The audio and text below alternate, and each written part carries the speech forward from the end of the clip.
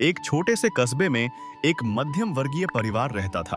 पिता, माता और उनके दो बेटे। पिता एक सरकारी स्कूल में अध्यापक थे। उनका सपना था कि उनके दोनों बेटे पढ़ लिख कर बड़े आदमी बने, समाज में नाम कमाएं। बड़ा बेटा आदित्य बचपन से ही पढ़ने में बहुत तेज था। स्कूल के अध्यापक भी उसकी तारीफ करते थे। स्कूल में कोई भी प्रतियोगिता हो, पहला इनाम उसे ही मिलता। उसके पिता मन ही मन सोचते, अगर यह लड़का ऐसे ही पढ़ता रहा तो मैं इसे डॉक्टर बनाऊंगा। अगर यह डॉक्टर बन गया तो गांव में इसकी एक अलग पहचान हो। वहीं उसका छोटा बेटा सैम, वह उतना तेज नहीं था। किताबें उसके लिए पहाड़ जैसी लगती। एक पाठ याद करने में उसे कई घंटे लग जाते। लेकिन उसमें एक चीज थी, वह बहुत मेहनत करता था। देर रात तक वह पढ़ाई करता। उसके पिता जानते थे कि ये सभी चीजों में आदित्य से तेज है, बस पढ़ाई में इसे थोड़ी दिक्कत है। जिस दिन यह पढ़ाई का महत्व समझ जाएगा, उसके बाद इसे कोई नहीं रोक सकता। इसलिए उसे वह कभी नहीं डांटते थे, बस उसे इतना ही कहते, कोई बात नहीं बेटा, कोशिश करते रहो, एक दिन तुम अपने भाई से भी आगे निकल जाओगे। लेकिन बड़ा बेटा आदित्य के साथ पिता का रवैया बिल्कुल अलग था। वह हर दिन उसे समझाते या डांटते, बेटा थोड़ा पढ़ लो, जिंदगी कोई खेल नहीं है, अभी मोबाइल छोड़ दो, गेम से कुछ नहीं होगा।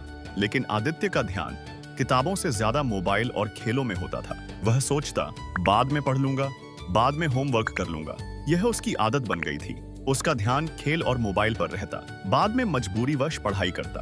पिता उसकी सोच से परेशान रहते। वह जानते थे कि अगर आदित्य थोड़ा सा पढ़ाई कर ले तो यह डॉक्टर बन सकता है। कई बार उसे दूसरों का उदाहरण देकर समझाते, बेटा खरगोश मत बनो।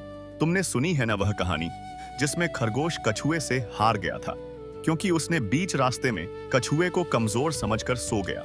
अगर तुम भी ऐसे ही चलते रहे तो एक दिन वही होगा, कछुआ तुमसे आगे निकल जाएगा। पर आदित्य हर बार मुस्कुराकर कह देता, पापा मैं खरगोश नहीं हूँ, आप घबराओ नहीं, मैं कर लूंगा। इसी तरह साल बीतते गए। अब दोनों भाई 12वीं कक्षा में पहुंच गए थे। आदित्य का रिजल्ट कुछ ठीक नहीं आया था। इस बार सैम आदित्य से अच्छे नंबर लाया था। पिता को थोड़ा दुख हुआ, पर उन्होंने हिम्मत नहीं हारी। वे बोले, अभी भी वक्त है आदित्य, नीट की तैयारी मन लगाकर करो, डॉक्टर बनो, यही मेरा सपना है। सैम ने भी मन ही मन ठान रखा था कि नीट निकाल कर दिखाऊंगा। उसके लिए वह दिन रात पढ़ाई में लगा रहता। वहीं दूसरी तरफ आदित्य अब भी दोस्तों के साथ मस्ती में रहता, कभी क्रिकेट तो कभी मोबाइल।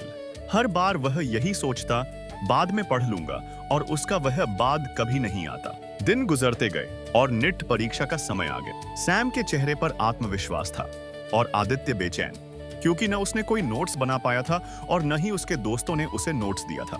दोनों भाई परीक्षा केंद्र पहुंचे। सैम के चेहरे पर सुकून था और आदित्य के माथे पर पसीना। वह प्रश्न पत्र देखते ही घबरा गया था। सवाल वही थे जो उसने बेमन से पढ़े थे, लेकिन कभी समझे नहीं थे। 3 घंटे बाद जब दोनों परीक्षा केंद्र से बाहर निकले, सैम शांत था, आदित्य उदास। उसे भीतर से पता चल चुका था कि इस बार उसका पास होना मुश्किल है। 1 महीने बाद परिणाम आया। घर में सबके चेहरे पर तनाव था। पिता ने कंप्यूटर पर रिजल्ट खोला। सैम का नाम सूची में था। वह नीट पास कर चुका था। आदित्य का नाम कहीं नहीं था। पिता की आंखें भर आईं, लेकिन उन्होंने कुछ नहीं कहा, सिर्फ सैम को गले लगाया और बोले, बेटा तूने आज मेरा सिर ऊंचा कर दिया। तुमने मेहनत से आज वह कर दिखाया जो सिर्फ सपनों में होता है। उस समय आदित्य का सिर झुका हुआ था।